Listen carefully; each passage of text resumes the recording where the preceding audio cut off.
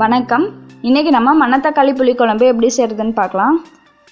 First வந்து அதுக்கு ஒரு சின்ன எலுமிச்சம்பழம் சைஸுக்கு புளி ஊற வச்சுக்கோங்க. நான் வந்து உங்களுக்கு காமிக்கிறதுக்காக இந்த மாதிரி டைட்டாக உருண்டை பிடிக்கிறேன்.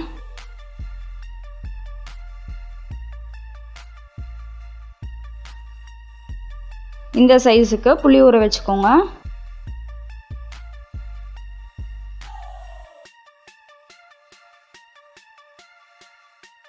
இப்போ வந்து அடுப்பில் ஒரு வாணலி வச்சுக்கோங்க. வாணலி நல்லா ஹீட் ஆன பிறகு அதில் 3 டீஸ்பூன் எண்ணெய் ஊற்றிக்கோங்க.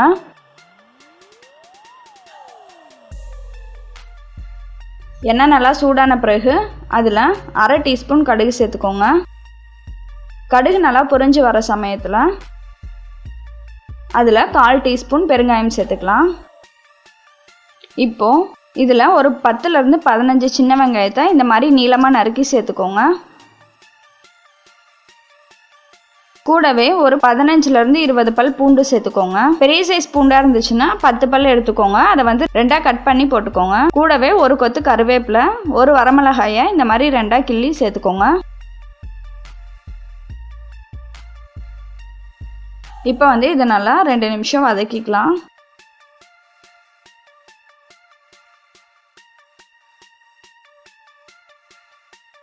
இப்போ வந்து இதில் மணத்தக்காளி பழத்தை சேர்த்துக்கலாம்.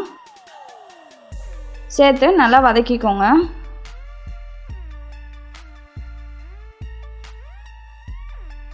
இதை வந்து ஒரு 10 நிமிஷம் நல்லா வதக்கிக்கலாம். இப்போ வந்து இது கூட 1/2 டீஸ்பூன் வெந்தயப்பொடி சேர்த்துக்கோங்க. கூடவே 2 மீடியம் சைஸ் தக்காளியை இந்த மாதிரி நறுக்கி சேர்த்துக்கோங்க.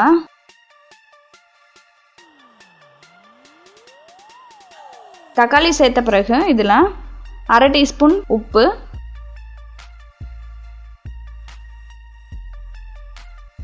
1/4 டீஸ்பூன் மஞ்சள் தூள், 2 டேபிள் ஸ்பூன் குழம்பு மிளகாய் தூள், இது எல்லாத்தையும் சேர்த்து நல்லா மிக்ஸ் பண்ணிக்கலாம்.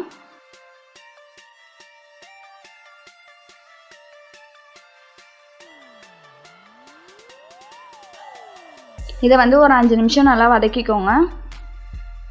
மிளகாய் தூளோட பச்சை வாசனையெல்லாம் போகிற வரைக்கும் வதக்கிக்கோங்க.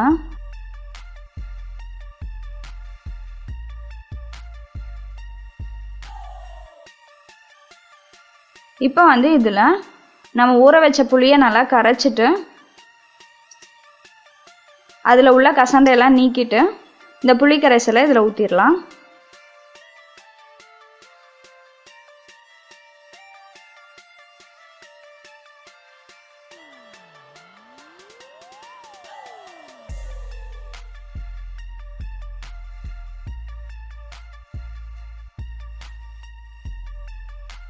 இப்போ வந்து இதுக்கு தேவையான அளவு தண்ணி சேர்த்துக்கோங்க. நான் வந்து 200 ml தண்ணி சேர்த்துருக்கேன்.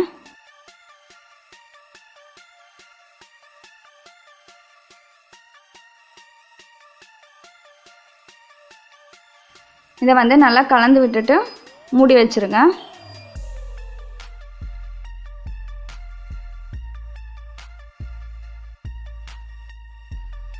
இப்போ வந்து நம்ம ஒரு மிக்ஸி ஜாரில் 1/4 கப்பு தேங்காய் எடுத்து அரைச்சி எடுத்துக்கலாம். கொஞ்சமாக தண்ணி சேர்த்து அரைச்சிக்கோங்க.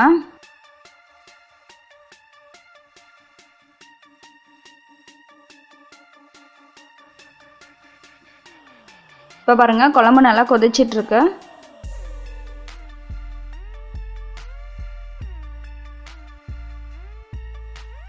இப்போ வந்து இதில் நம்ம அரைச்சி வச்ச தேங்காய் பேஸ்ட்டை சேர்த்துக்கலாம்.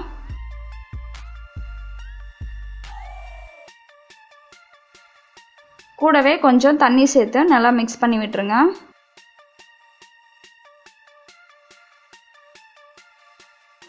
இப்போ வந்து நீங்கள் இந்த குழம்ப கொஞ்சமாக குடிச்சு பாருங்கள். உப்பு மிளகாய் தூள் ஏதாவது பத்தலைன்னா கொஞ்சம் சேர்த்துக்கலாம். இப்போ வந்து திரும்பவும் இதை மூடி போட்டு மூடி வச்சுருங்க. ஒரு 5 நிமிஷம் நல்லா கொதிக்கட்டும். இப்போ வந்து நான் இது கூட 1 டீஸ்பூன் அளவுக்கு வெல்லத்தை சேர்க்குறேன். இது வந்து ஆப்ஷனல் தான், உங்களுக்கு வேணும்னா சேர்த்துக்கலாம், இல்லைனா விட்டுறலாம். இது வந்து அந்த புளிப்பை வந்து பேலன்ஸ் பண்ணி கொடுக்கறதுக்காக நான் வந்து 1 டீஸ்பூன் சேர்த்துருக்கேன். உங்களுக்கு வந்து கம்மியாக வேணும்னாலும் 1/2 டீஸ்பூன் சேர்த்துக்கோங்க. இப்போ வந்து லாஸ்ட்டாக கொத்தமல்லி இலை தூவி இறக்கிடலாம்.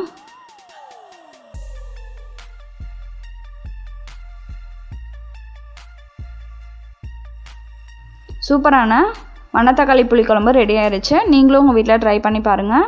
மறக்காமல் இந்த சேனலை சப்ஸ்கிரைப் பண்ணுங்கள். நன்றி.